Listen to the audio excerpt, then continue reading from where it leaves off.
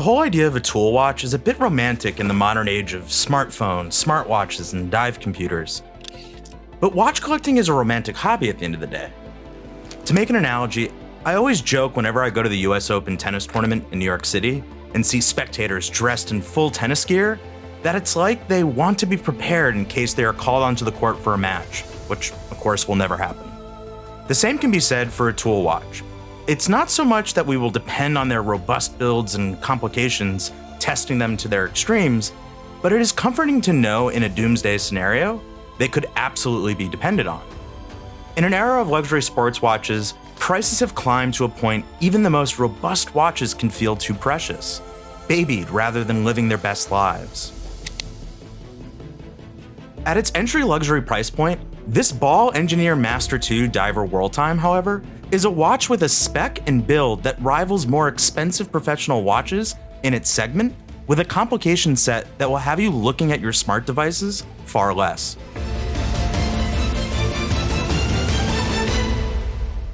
Packaged in a 300-meter water-resistant stainless steel case, this collection sequel has made things more wearable, with a 42mm case, 14.4mm thick, that is just 48mm lug-to-lug, a sweet spot lug-to-lug length for modern sports watches. Befitting of a tool watch, the entire case is satin brushed, even the case flanks and crown guards. Only a hint of polishing can be seen on the coin bezel. Speaking of the bezel, from afar you might think a sapphire bezel insert surrounds the dial, but it's actually beneath the sapphire crystal. Here's why. Looking at the dial, all the indications are luminous, with the exception of the Worldtime cities. The luminous material, however, is not superluminova like most modern watches. Instead, Ball, and this is a signature of Ball, continues to use tritium gas in its place. 36 microgas tubes can be found on the dial, hours, minutes, central second hand, and inner timing bezel.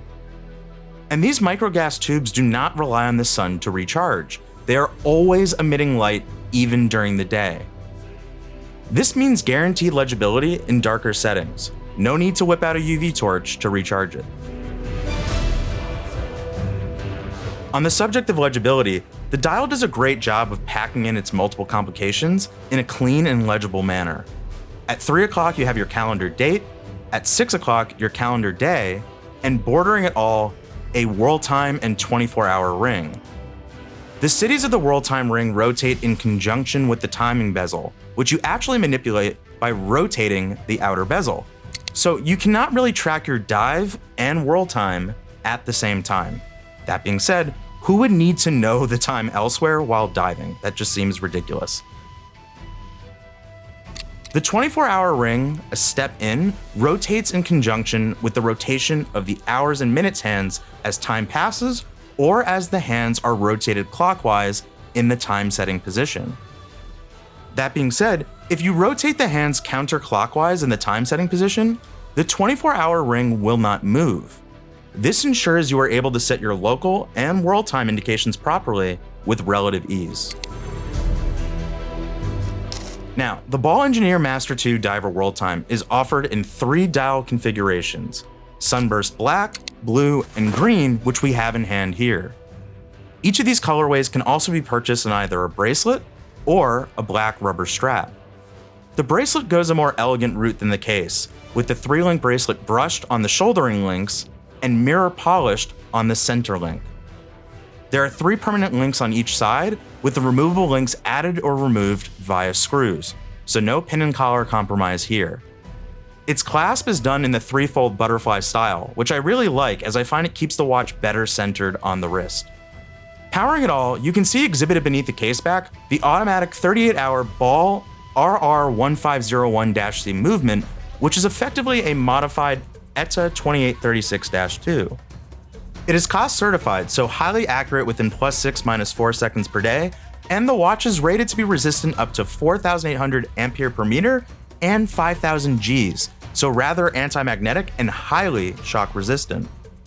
I do not know how many millimeters in thickness would have been saved with a solid caseback, considering the movement is not the most elaborately decorated, but I think a solid caseback may have been a better move, especially considering the watch comes with a free name engraving. With a price point of $3,249 US on a rubber strap, or $3,399 on the bracelet, what do you guys think? Does this watch offer a ton of value for the money? How many Swiss Worldtimers can you find under $4,000 US after all? But let me know in the comments below. I should also mention that each of the configurations for this watch are limited to 1,000 pieces, so do not stall if you find yourself intrigued. Once you've left us a comment below, please do me the honor and privilege of hitting that subscribe button, because I want to make sure that you're in tune for all the next incoming Time & Tide content that is to come. Thanks for watching, and as always, I'll see you on the next one.